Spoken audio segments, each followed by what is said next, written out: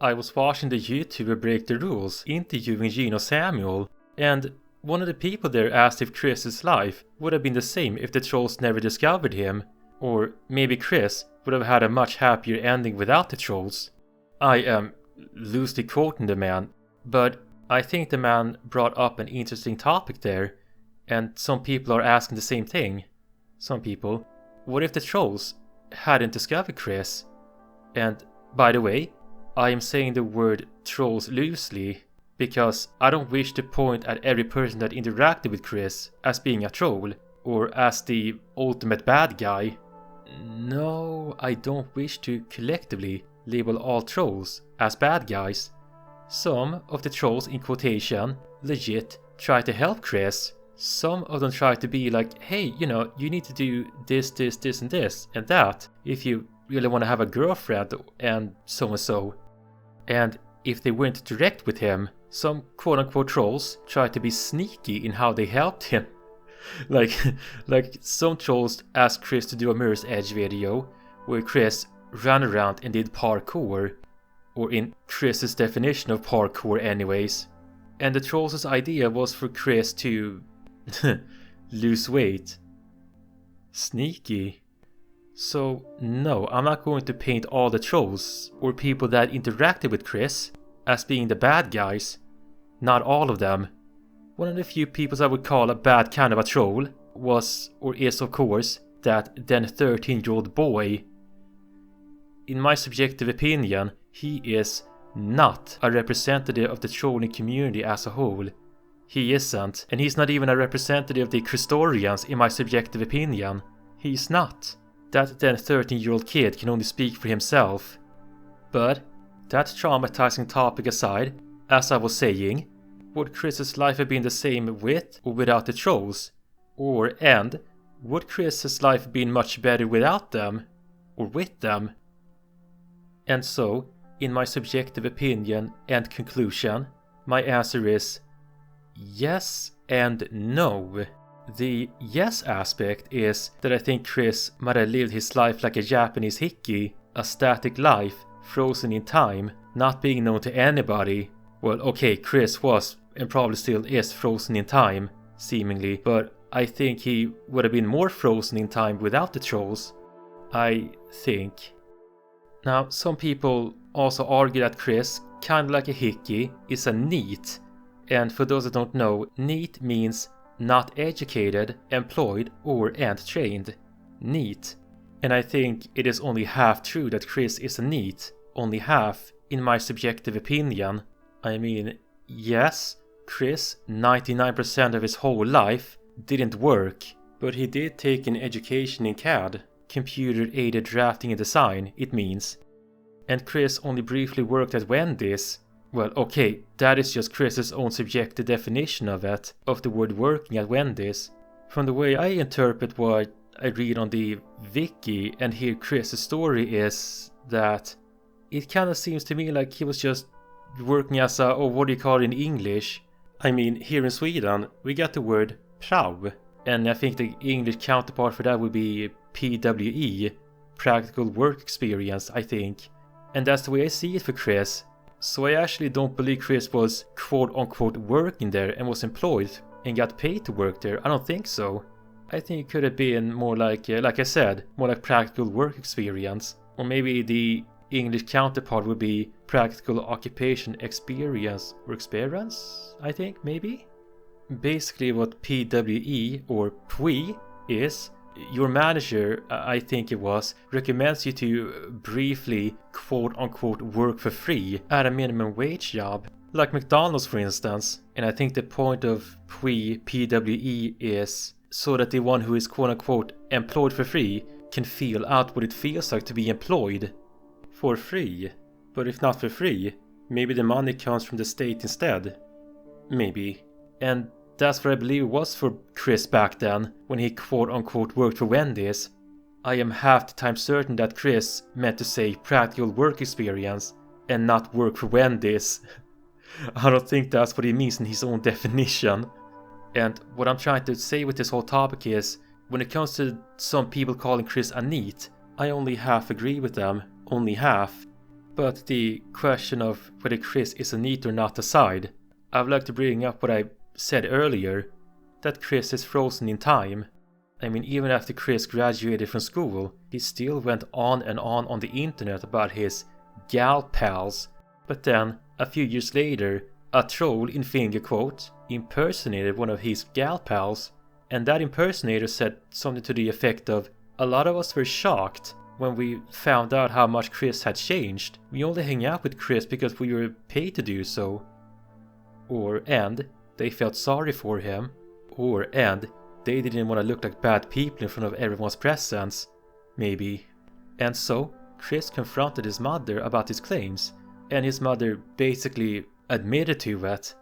And I thought it was quite a coincidence that that troll, in finger quotes, got that right. That impersonator later admitted that they pretended to be one of Chris's gal pals or leaked an email just for Chris, so that Chris could kindly stop pestering his gal pals from high school. And if it wasn't for that quote-unquote troll, then Chris probably would have lived happily forever after, thinking that his gal pals always thought of him as a lifelong friend, or as part of their family. Because that's the way Chris sees them, his gal pals, as part of his family, he believed. But even after that, in finger quotes, troll impersonated one of Chris's gal pals, that doesn't mean that Chris would have lived happily forever after. No, I actually don't think so. Aside from his high school gal pals, I think Chris would have still pestered that, if I may call her this, that dark magician Sailor Moon fangirl at that hobby place. But this time, he wouldn't put that image up on the internet, you know, that image of Chris putting his hand in her, you know, while giving a thumbs up. Some people would counter-argue this and say that Chris, if not sooner thanks to the trolls, he probably would have uploaded that image later on. Or maybe, in my opinion, I think Chris may have just pocketed that image. And that image was called She Came for Quick, I think. Ugh, gross. But yeah, I counter-argue this because that image happened because Chris tried to counter the quote-unquote trolls, and it didn't work out the way he intended. Chris may have believed that if he overloaded that so-called hate site, then maybe he thought it would be the same as a DDoS attack or something, and it means denial of service, DDoS. And the term DDoS wasn't even in people's minds yet. That came around in mid-2010s or something like that. Not until you had streaming sites and what have you. But nevertheless, maybe Chris would have drawn and uploaded that image of him and the Dark Magician Sailor Moon fangirl being close in that way. But I think Chris probably would have kept it to himself, because allegedly, according to Chris, he uploaded that image not only just so he could counter the quote-unquote trolls with information overload on that hate site that he hates so much, but also to keep himself in check, he claims. And that girl that he drew that image on, she was understandably upset and taken back by that, what Chris said to her. She responded to Chris something to the effect of, "What do you mean by that? That you wanna jump on me, not consensually?" she said. But speaking of that Dark Magician Sailor Moon fangirl, and where Chris met her, what would Chris do about that hobby shop that he begged and begged and begged to be unbanned on? I think Chris would have still bothered the staffers there. I think Chris would have kept going back and forth there, begging the staffers to let him back inside. And if Chris wouldn't have drawn the manager over with his car, I think Chris would have still gone in there and called him a Jew. Which, by the way, about that, I actually don't think he is. I don't think he's a Jew. Chris was just saying that with the lack of proper evidence. He was being accusatory, which baffles me that he doesn't know much about him, since Chris frequented that place since he was a kid. Now, I brought up a couple of points and my personal opinions on the yes aspect. So, as for the no aspect to if Chris would have lived a happier life with or without the trolls, the no aspect is that thanks to the quote-unquote trolls, again, I'm just calling those people trolls very loosely, I'm not labeling anyone and everyone as a villain that spoke to Chris. But anyways, thanks to them, they gave Chris a meaning to his existence. They gave Chris a story and a script, and an acting role in his life. Thank you, thank you, gamer from Mars, if I'm allowed to borrow a few lines from you, because I agree with you. But anyways, if I lived in Chris's position, in a house full of rubbish and no friends, in the real world, why wouldn't I be a dreamer, like Chris? Why wouldn't I wish that some divine intervention would appear before me and make me into the hero of planet Earth? And once again, thank you, Gamer from Mars, Review Tech USA, and Gino Samuel. Thank you guys, if I'm allowed to borrow a few lines from you all. But yeah, I'm in full agreement that what those try to say, or try to imply, it's like Chris was looking forward to those trolls. It's like Chris wanted to be trolled, seemingly. In my own subjective opinion, if Clyde Cash, Aspechu, and many more didn't come into Chris's life, then Chris's life would be without any big meaning. I think Chris, without the trolls, would have ended up something like a Japanese hickey, with no one knowing who he is. Most people in the real world wouldn't talk to Chris because people in the real world a lot of the times get turned off by his behavior. And if I'm once again allowed to borrow a few more words from Gamer from Mars, and I quote, his gal pals had abandoned him, his church had rejected him, and his favorite hangout spot had banned him. In just a few short weeks, a large portion of Chris's life had been ripped away, all due to his poor behavior. The only place he could turn for attention now was the internet, because even if they were abusive, at the very least, they would talk to him. Close quote.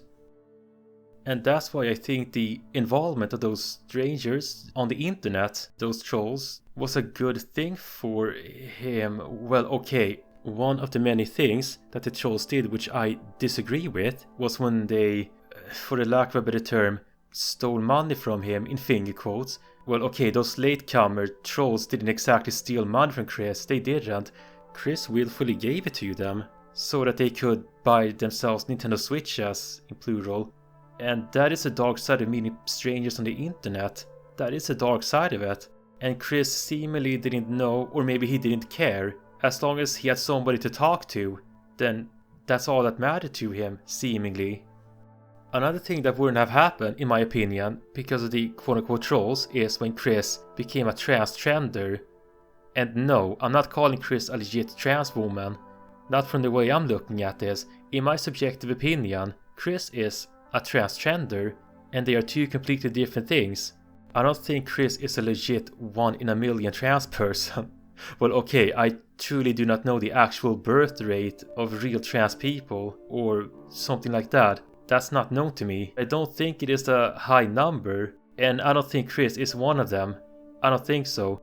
Now, the popular opinion and consensus is that Chris became a transgender because he wanted to get close to women in that way, seemingly. But is it true? Is it written somewhere? I am not sure if it is true or not, but here's what I found on the Sonichu wiki page.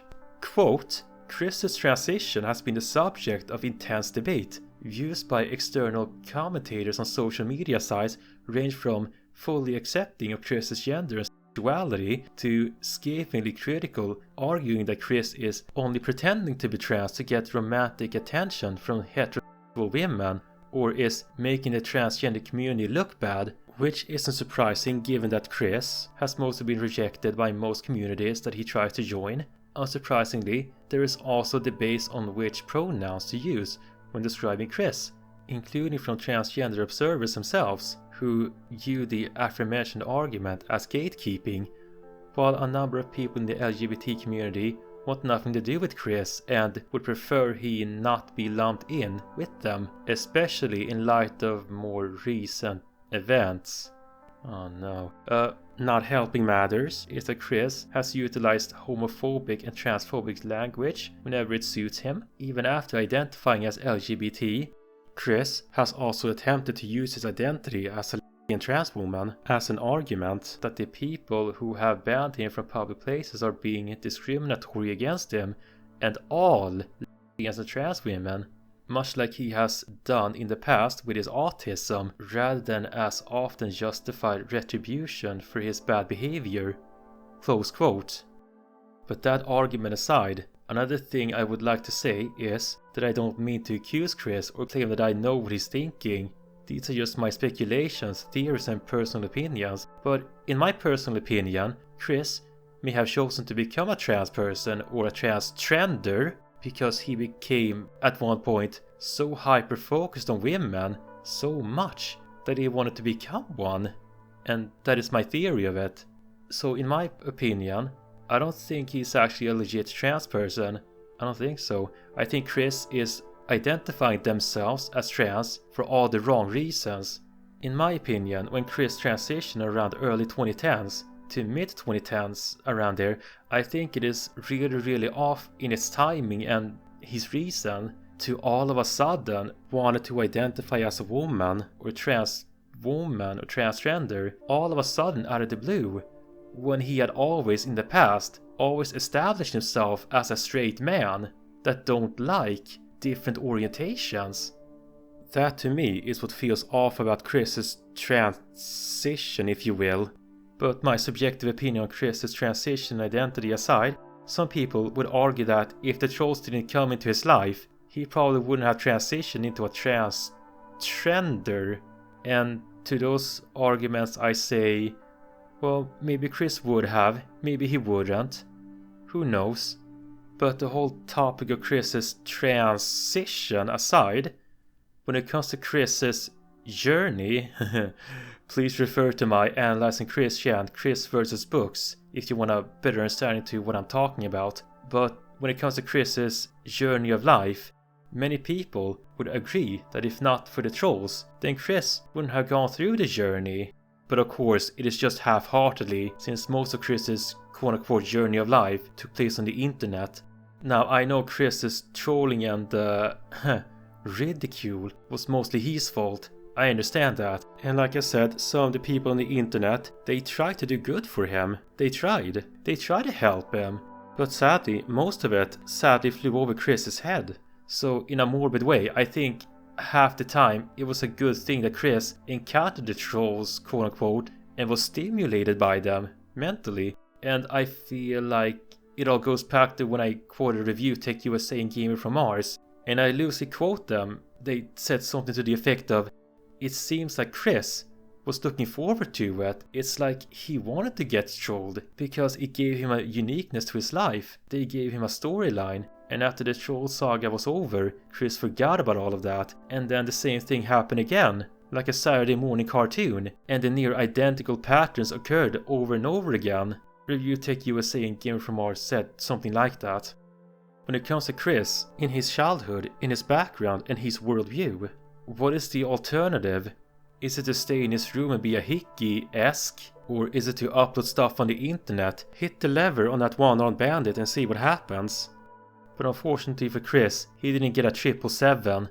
He didn't. He instead got triple cows. And he didn't know what that meant. I think Chris may have self-perceived himself as something of a 1980s Hollywood celebrity, but since Chris is an 80s baby, a 90s kid, when Chris explored the internet in his late teen/young adult life, he didn't seem to understand what kind of an attention he would get. And so, Chris accidentally became a lol cow. But you know what? Chris may have at first been disappointed in his infamy and wrong kind of attention, but he stopped caring about it and was at the very least happy to talk to someone, so it seems. But unfortunately, the longer Chris talked to these quote-unquote people, or quote-unquote trolls, the slowly he started to change over time, which I don't think even Chris himself even realized. Or maybe he did, maybe not. I really wonder if Chris eventually did realize that people on the internet influenced and conditioned him. But that topic aside, even if the trolls never discovered Chris or vice versa, I do believe something bad would have happened sooner or later without the internet, considering the kind of a background Chris has. Now, Chris's parents may not have abused him, or they did kind of abuse him, but they did abuse Chris through neglect. And with that kind of an upbringing and background, I think Chris would have received a criminal record even without the internet. The reason why he didn't act on these impulses much sooner was thanks to his autism. If Chris didn't have the autism, he may have likely done something horrible much sooner, I argue. But anyways, because his childhood was predetermined and set in stone to end up in the way he did, I think his ultimate destiny was to have an easy entry or to be talked about on the kiwi farms. Many people would counter-argue this and say that Chris would be so much happier without the trolls and without the internet, and he most likely wouldn't have done the unspeakable to his mother. If not back in the 2000s, maybe Chris would have become a lolcow later on in the 2010s, in the decades of the SJWs. By the way, no, I don't think Chris is an SJW. I don't think so. I think Chris is too 1980s to be one. I mean, I think the SJW traits were something Chris sloppily integrated into himself later on in the mid-2010s or something like that, thanks to the influences of the trolls who introduced Chris to the whole Yes He Slaughter meme. Consequences will never be the same. Yeah, in summary, I guess my end conclusion to this analysis would be, considering Chris's background, I personally believe that Chris's ultimate destiny was to be a lolcow. And by the way, no, I don't blame the autism. I think Chris blaming his autism is only half the problem. The other half of the problem, which Chris neglects to tell people almost all the time, is his upbringing mostly. From the way I look at this, Chris talks about his childhood with rose-tinted glasses, seemingly. If Chris didn't have the autism, then Chris would have acted out offensively much sooner rather than later. So I think if Chris grew up in the same environment without the autism, I think Chris would have acted out aggressively. Maybe Chris would have joined the the sovereign citizen movement without the autism. You know, Mr. Medicre's videos. Am I being detained? Am I being detained? What? No, I'm not driving a car. I'm sailing my land vessel. But I think I've gone long enough now, so thanks for tuning in, everybody. This concludes today's episode of Analyzing Christian. Take care, and bye-bye for now.